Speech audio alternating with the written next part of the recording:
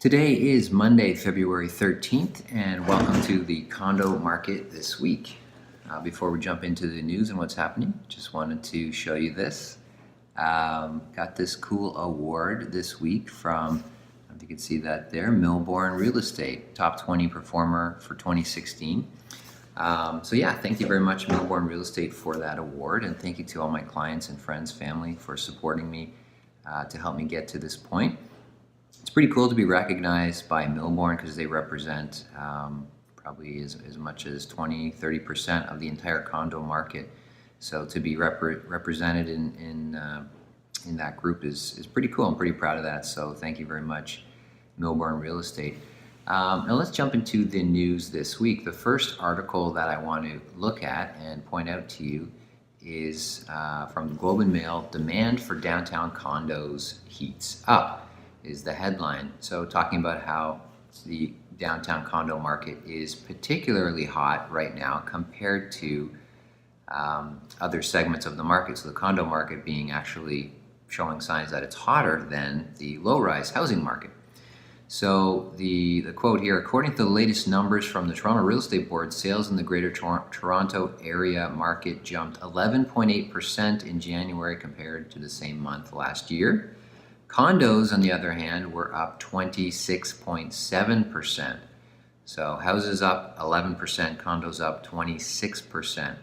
And just talking about, this is unusual that condos are actually hotter than houses. But of course, if you're watching these videos, if you're listening to my podcast, reading my emails, you know that this is a trend that's been going on for quite some time. And we are seeing a big shift from the low-rise market into the condo market. Quotes a realtor, Jeffrey Grace, who is talking about his experiences and basically, again, highlighting the point that home buyers, particularly the entry-level home buyers who are in that sort of $600,000 range, are now condo buyers. And so that is a big force driving the market. That $600-ish thousand range in the condo market is very, very hot right now. So a good place to be if you are investing in a condo today is in that segment there. Okay, the next article is from BuzzBuzz Home. And BuzzBuzz Home put out a fantastic piece, getting a lot of shares. You might have seen it already. And it's 13 charts to help you make sense of Canadian real estate craziness in 2017. Great headline there by Josh Sherman of BuzzBuzz Home. And there's many great charts. Definitely encourage you to check this out and look at what's happening in the housing market in Canada and also in Toronto. But the first chart I just want to highlight to you on this video, and that is how downtown Toronto and Vancouver condo prices stack up globally. So there's this great chart that shows the relative affordability of Toronto, Vancouver, and Montreal versus other cities around the world. So we are, again, prices have been rising here rapidly, but compared to the rest of the world, compared to just about any other major city in the world, Toronto is still very, very cheap. And so there's lots of reason to believe that prices will continue to go up as we are attracting more and more dollars and attention from around the world. Okay, the next and last article that I want to highlight for you in this week's video is from the Globe and Mail again, and it is $1 million now buys a teardown in Toronto's Greektown. So basically just highlighting one of these sales that happened just off the Danforth recently in Toronto.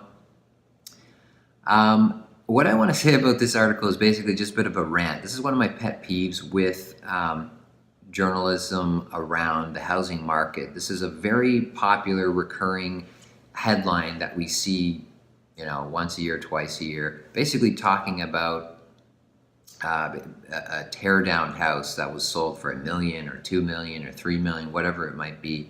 My point is, it's when you see these types of articles, basically all it's saying is this is how much a lot is worth in this area. Okay, so a lot is worth about $1 million in a good area in central Toronto. That's really not that particularly newsworthy or alarming or it's not new. We know this to be true. And what's interesting, if you look across the GTA, as I have recently in looking for a new house for myself in the past year, is that you find that $1 million is sort of an entry point for a lot in a good neighborhood anywhere in the GTA, whether it's a 70-footer in Ajax, a 25-footer on the Danforth, or a 18-footer, somewhere maybe in Forest Hill or something, if you could find one. $1 million is basically, that's the entry level to get into any good area, pretty much anywhere in the GTA. So that's something to consider. And again, it's sort of just these types of headlines, they bother me a little bit because they're just sort of looking for clicks and looking to generate attention and create alarm. Wow, $1 million. Well, we all know that $1 million doesn't buy you much anymore in Toronto, certainly.